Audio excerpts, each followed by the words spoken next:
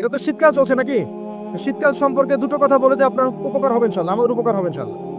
একটা হাদিসে আসছে শীতকালটা হচ্ছে মুমিনদের জন্য গনিমত। মুমিনদের জন্য কি গনিমত? মানে হচ্ছে একটা সম্পদ, যে সম্পদটা যুদ্ধ করে লব্ধ করতে হয়, কিন্তু এখানে কোনো যুদ্ধের প্রয়োজনই হচ্ছে না। গনিমত, উপহার, গিফট।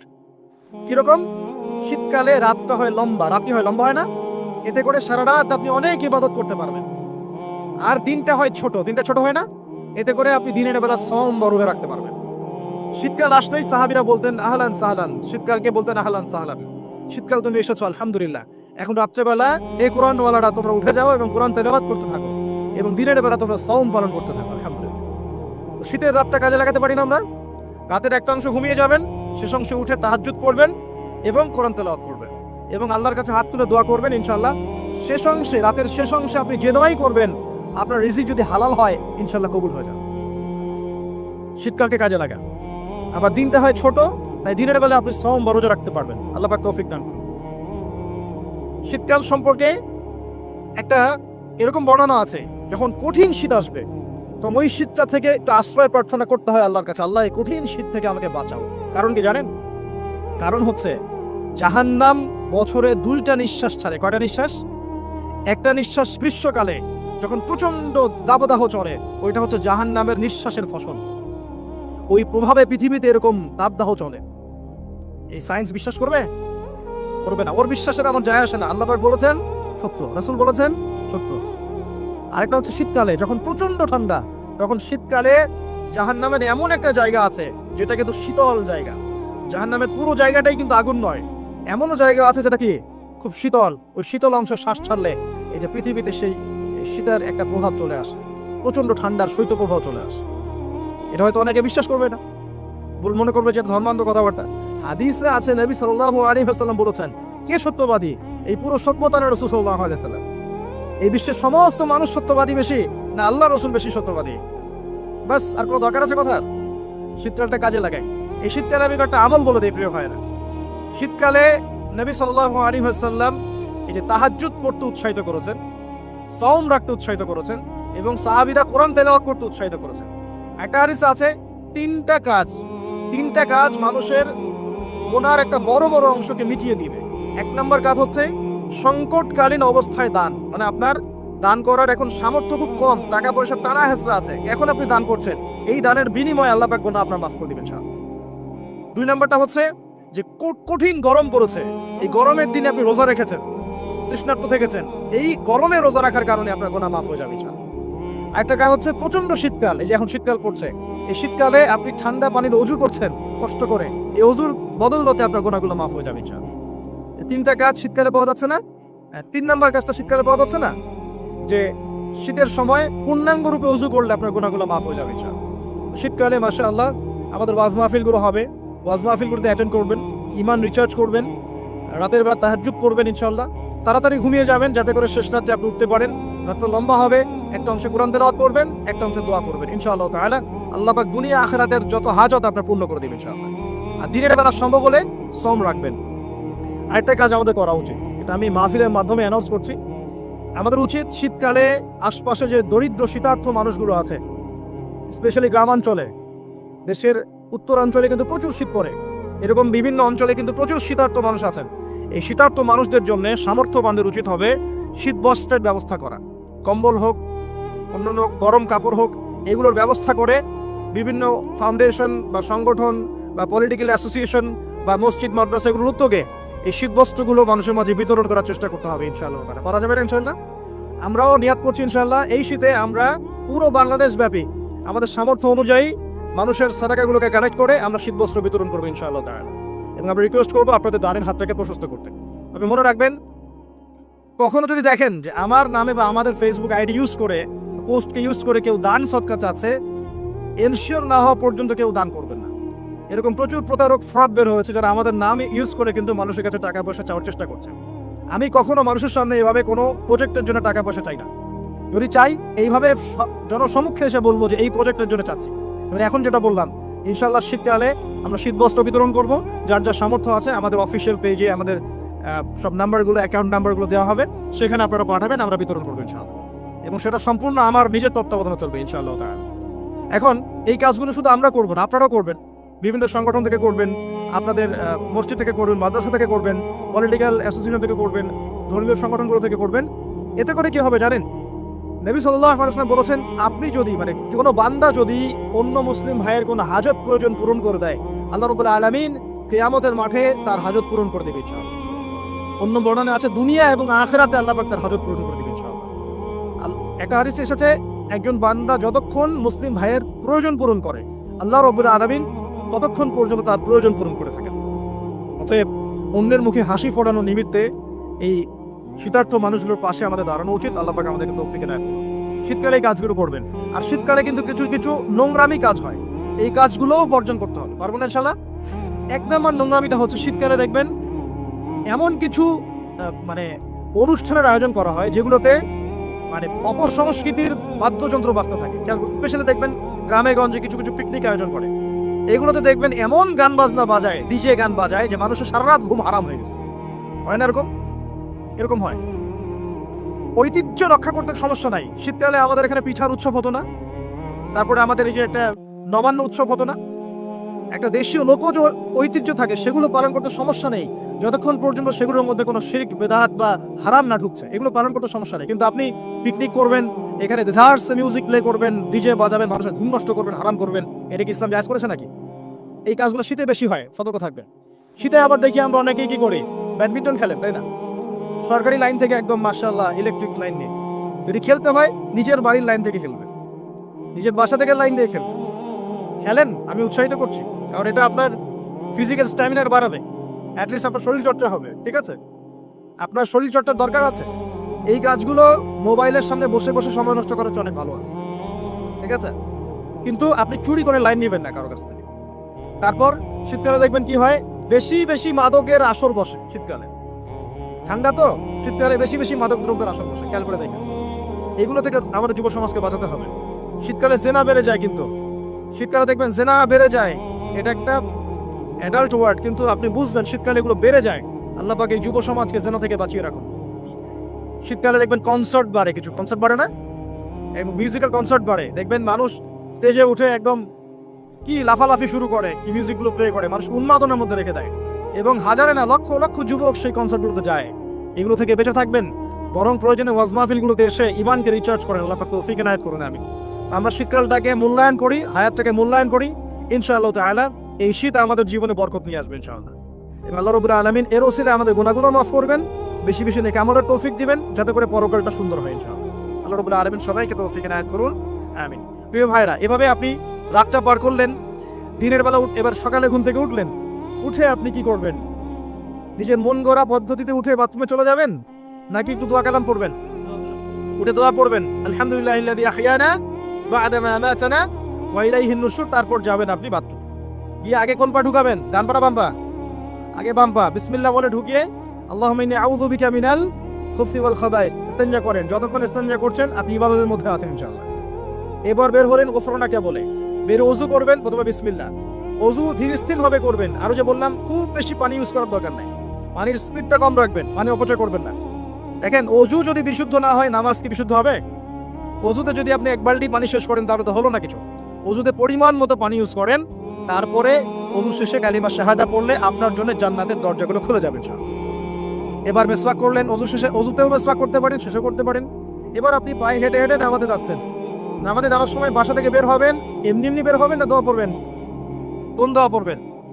আল্লাহি ওয়ালা হাওলা ওয়ালা কুওয়াতা ইল্লা বিল্লাহ। বাস, বের হওয়ার সাথে সাথেই একজন ফেরেশতা আপনার সাথে চলে আসবে ইনশাআল্লাহ, শয়তান দূরে চলে যাবে। এবার পায়ে হেঁটে হেঁটে আপনি মসজিদ যাচ্ছেন, প্রত্যেক পদক্ষেপে হাঁটছেন, একটা করে পা ফেলছেন, একটা গুনাহ মাফ, একটা করে পা ফেলছেন, একটা নেকি লেখা হচ্ছে। আর কি চাই বলেন? আল্লাহ পাক রহমত দিচ্ছেন, মর্যাদা বাড়াচ্ছেন। এই সময় একটা দোয়া পড়তে পারেন, আমি শিখিয়ে দিই। এই দোয়াগুলো সব হিসনুল মুসলিম বইয়ের মধ্যে আছে। প্রিয় ভাই, সবগুলো দোয়া মুখস্থ করে ফেলেন। সারা জীবনে কত কিছু মুখস্থ করলেন, আমি ফখর করছি না, কিন্তু আমি বিশ্বাস করেন, এই মুহূর্তে যদি বাংলাদেশের সব দোয়ার বইও না থাকে, মুখস্থ একটা পুরা হিসনুল মুসলিম লিখে দিতে পারবেন ইনশাআল্লাহ। পুরা বইটা মুখস্থ করে ফেলবেন ইনশাআল্লাহ। পারা যাবে না? যদি ইসলাম তো এমনই, পৃথিবীতে যদি কোনো কোরআনের কপিজ এখন না থাকে, এরকম কপিজ, এরকম লক্ষ লক্ষ হাফেজ, কোটি কোটি হাফেজে কোরআন আছেন, আগামীকাল হওয়ার আগেই, সূর্য ওঠার আগেই কোরআন লেখা শেষ হয়ে যাবে। হবে না? মুখস্থ করে ফেলবেন, সবকিছু অ্যাপসে নির্ভর হবেন না। বইয়ে নির্ভর হবেন না, নিজের জেহেনে নিয়ে নেবেন ইনশাআল্লাহ। এরপরে আপনি চলার পথে পড়বেন আল্লাহুম্মা ইজআল ফি কলবি নূরা ওয়া ফি লিসানি নূরা ওয়া ফি সামঈ নূরা ওয়া ফি বাসারি নূরা ওয়া আন ইয়ামিনি নূরান ওয়া আন শিমালি নূরান ওয়া মিন ফাওকি নূরা ওয়া মিন তাহতি নূরা আল্লাহুম্মা ইজআল ফি নাফসি নূরা। এই দোয়াটা পড়তে পারেন। এতে করে আল্লাহ পাক আপনাকে নূর দিবে। কি দিবে? নূর বা আলো দিবে ইনশাআল্লাহ। এই নূর আপনার জীবনেও লাগবে, কবরেও লাগবে ইনশাআল্লাহ। এবার নামাজে গেলেন, মসজিদে ঢুকবেন, কি এমনি এমনি না দোয়া আছে? ডান পা দিয়ে ঢুকবেন, দোয়া পড়বেন বিসমিল্লাহ ওয়াসসালাতু ওয়াসসালামু আলা রাসূলিল্লাহ আল্লাহুম্মা ইফতাহ লি আবওয়াব রাহমাতিক। একটা দোয়া আছে আউযু বিল্লাহিল আযীম ওয়া বিওয়াজহিল কারীম ওয়া সুলতানিল কাদীম মিনাশ শাইতানির রাজীম। এটাও পড়তে পারেন। ব্যাস এই দোয়া পড়লে শয়তান থেকে আপনি নিরাপদে থাকবেন। নামাজে দাঁড়ালেন, এই যে ফজর পড়বেন, যোহর, আসর, মাগরিব, এশা 5 ওয়াক্তের নামাজ পড়বো না? প্রত্যেক ওয়াক্তের জন্য একটাই নসিহত, সেটা হলো নামাজের বাহ্যিকতা গুরুত্বপূর্ণ, কিন্তু বাহ্যিকতার চাইতে বেশি গুরুত্বপূর্ণ হচ্ছে নামাজের আধ্যাত্মিকতা, নামাজের হার্ট, মানে মারিফত, ইহসান, খুশু, এগুলো বেশি ইম্পর্টেন্ট। আল্লাহ রাব্বুল আলামিন সূরা হাশরের 7 নম্বর আয়াতে বলছেন বা'দা আউযু বিল্লাহি মিনাশ শাইতানির রাজীম ওয়া মা আতাকুমুর রাসূলু ফাখুযুহু। রাসূলুল্লাহ সাল্লাল্লাহু আলাইহি ওয়াসাল্লাম তোমাদেরকে যা দিয়েছেন, মানে যা দিয়েছেন, যত কিছু দিয়েছেন, ফাখুযুহু সেটাকে গ্রহণ করো, সেটা রিসিভ করো, গ্রহণ করে নাও। ওয়া মা নাহাকুম আনহু ফান্তাহু। রাসূলুল্লাহ সাল্লাল্লাহু আলাইহি ওয়াসাল্লাম তোমাদেরকে যা থেকে নিষেধ করেছেন বিরত থাকো। তার মানে রাসূলুল্লাহ সাল্লাল্লাহু আলাইহি ওয়াসাল্লামের সুন্নাহ মোতাবেক জীবন গড়ো, তাহলে ইনশাআল্লাহ তাআলা সফল হওয়া যাবে। কথা ঠিক কিনা? এখন রাসূলের এই সুন্নাহ কি শুধুমাত্র শরীরের উপরে থাকবে? শুধুমাত্র কি নামাজের মধ্যেই থাকবে? শুধুমাত্র জিকির, আজকার, তাসবিহ, তাহলিলের মধ্যেই থাকবে? শুধুমাত্র কি আমাদের ব্যক্তি জীবনেও থাকবে? নাকি জীবনের প্রত্যেকটা ক্ষেত্রেই সুন্নাত বাস্তবায়ন করতে হবে? কোনটা?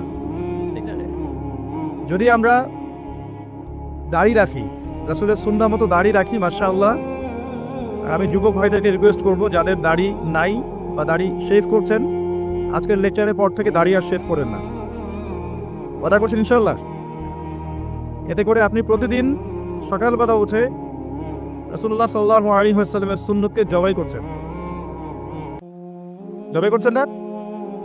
ধারালো অস্ত্র দিয়ে আপনি প্রত্যেকদিন সকালে উঠে রাসূলের সুন্নতটাকে কি করছেন? জবাই করছেন। কাজটা ভালো হবে কি? একটু আগে বললাম রাসূলের নাম শুনে যদি দরুদ না পড়ে তাহলেই নবীজি বলছেন তার জন্য ধ্বংস হোক। জিবরাইল আলাইহিস সালাম এসে এই কথা বলেছেন, নবী সাল্লাল্লাহু আলাইহি ওয়াসাল্লাম বলছেন আমিন, দোয়া করছেন আমিন, মানে এটা একটা বদদোয়া। এটা কি ভালো দোয়া? বদদোয়া। তো দাড়িটা ছেড়ে দেই ইনশাআল্লাহ, আল্লাহ পাক তৌফিক দান করুন। টাকনুর নিচে কাপড় পরা যাবে? টাকনুর উপরে কাপড় তুলবো ইনশাআল্লাহ। চুল কাটছেন যুবক ভাইরা, তো চুল কাটার সময় মেসি আর নেইমার স্টাইল কেন? রাসূলুল্লাহ সাল্লাল্লাহু আলাইহি ওয়াসাল্লামের সুন্নত বাবরি চুল নাই, রাখা যাবে? একটা হাদিসে আছে যার চুল আছে সে যেন চুলের যত্ন নেয়। যার চুল আছে কি করে? সে যেন চুলের যত্ন নেয়। চুল চলে গেলে তো আর যত্ন নেওয়া যাবে? যাদের নাই তারা কি বাবরি রাখতে পারবে? যাদের আছে সুন্নত বাবরি রাখা যাবে না ইনশাআল্লাহ? আচ্ছা, সবসময় এটা বাধ্যতামূলক নয় আপনার জন্য, কিন্তু যদি সুযোগ থাকে আপনি রাখতে পারেন। ওই সুন্নত না রেখে যদি আপনি এখন তেলাপোকা ছাড় দেন তাহলে তো সমস্যা। তেলাপোকা ছাড় কি? হাদিসে একটা শব্দ আছে কুজা করা। এটা মানে কি? মাঝখানে চুল থাকে এইভাবে লম্বা আর দুই পাশ ফাঁকা। এই চুল কাটাটাকে হাদিসে নিষেধ করা হয়েছে। এটা কি জানতেন? আপনারা জানেন না? আমি জানি। এভাবে চুল কাটাটাকে হাদিসে কি করা হয়েছে? নিষেধ করা হয়েছে। আর রাসূলুল্লাহ সাল্লাল্লাহু আলাইহি ওয়াসাল্লাম সবসময় একটা কথা বলতেন, তোমরা ইহুদি খ্রিস্টানদের বিরোধিতা করবে। তোমরা ইহুদি এবং খ্রিস্টানদের কি করবে? বিরোধিতা করবে। তারা মুশরিকরা কি করে? মুশরিকরা দাড়ি ছেটে ফেলে, তোমরা দাড়ি ছেড়ে দিবে। আর তারা গোফ লম্বা করে, তোমরা গোফ ছেটে ফেলবে। সবসময় আমাদেরকে উৎসাহিত করা হয়েছে বিধর্মীদের সংস্কৃতির বিপরীত করার জন্য। আর আজকে আমরা কি করছি? ইচ্ছায় হোক আর অনিচ্ছায় হোক, জেনে হোক আর না জেনে হোক, আমরা কিন্তু বিধর্মীদের আদর্শ এবং কালচারগুলো ফলো করছি না ভাই? পোশাক আশাক, দেহের গঠন, চলাফেরা, কথাবার্তা, জীবনের লাইফস্টাইল, রুটিন, এগুলো কি মুসলিমদের মতো হচ্ছে না অমুসলিমদের মতো হচ্ছে? কোনো মুসলিম যুবক কি ফজরের আজান শুনে নামাজ না পড়ে ঘুমাতে পারে? আবার দুপুর 12টায় ঘুম থেকে উঠতে পারে? দুপুর 2টায় নাস্তা করতে পারে? বিকেল সময়টা গার্লফ্রেন্ডের সাথে ঘুরতে পারে?